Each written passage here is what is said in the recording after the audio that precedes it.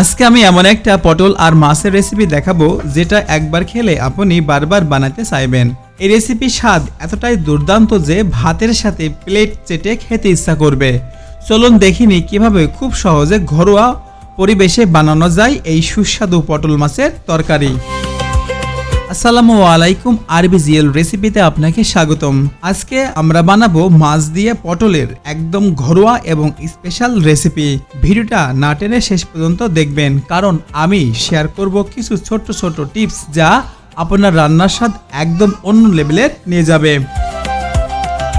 আমাদের উপকরণ যা যা লাগবে: পটল 300 গ্রাম, মাছ কাতলা মাছ 4 থেকে 6 টুকরো, পেঁয়াজ কুচি 2টি মাঝারি আকারের, আদা বাটা 1 চা চামচ, রসুন বাটা 1 চা চামচ, টমেটো একটি দিলেও চলে, না দিলেও চলে, তবে আমি এটা স্কিপ করব। হলুদ গুঁড়া 1 থেকে হাফ চা চামচ, হলুদ গুঁড়া হাফ চা চামচ, মরিচ গুঁড়া 1 চা চামচ, জিরা গুঁড়া হাফ চা চামচ, ধনিয়া গুঁড়া হাফ চা চামচ, লবণ স্বাদ মতো, কেউ কম খায় কেউ বেশি খায়, কাঁচামরিচ 3 থেকে 4টি, তেল পরিমাণ মতো, পানি প্রয়োজন মতো। সব উপকরণ খুব সহজ আর ঘরোয়া, হাতের কাছে থাকা উপকরণ দিয়ে ট্রাই করতে পারবেন। প্রথমে পটলগুলো হালকা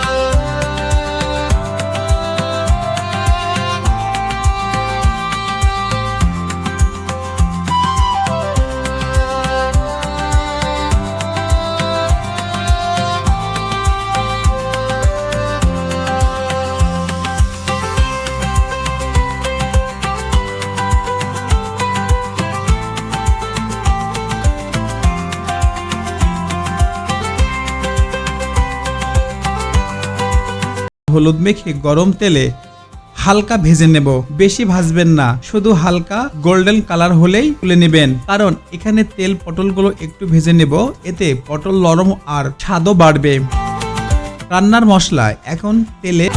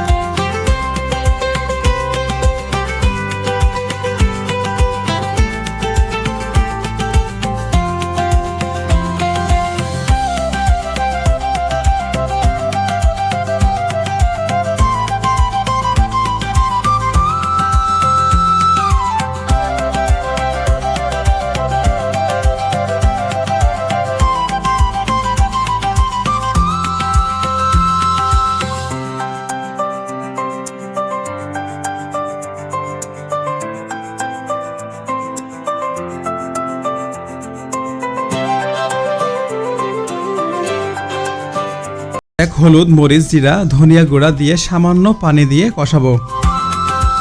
এই কষানোটা খুবই গুরুত্বপূর্ণ, এখানে আসল স্বাদ তৈরি হয়। তারপর প্রয়োজন মতো পানি দিয়ে ঝোল তৈরি করব। এখন ভাজা মাছ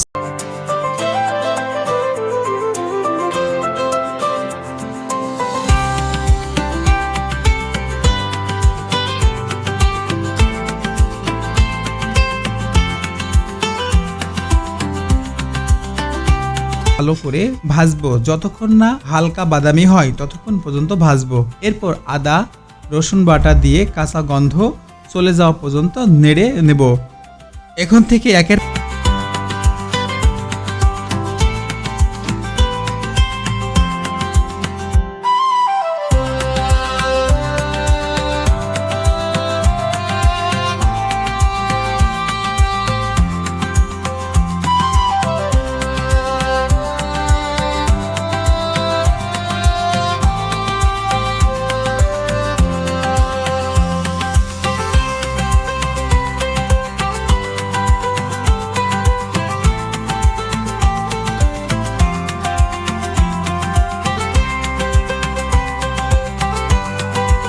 আর পটল দিয়ে ঢেকে 8 থেকে 10 মিনিট রান্না করব। শেষ কাঁচা মশলা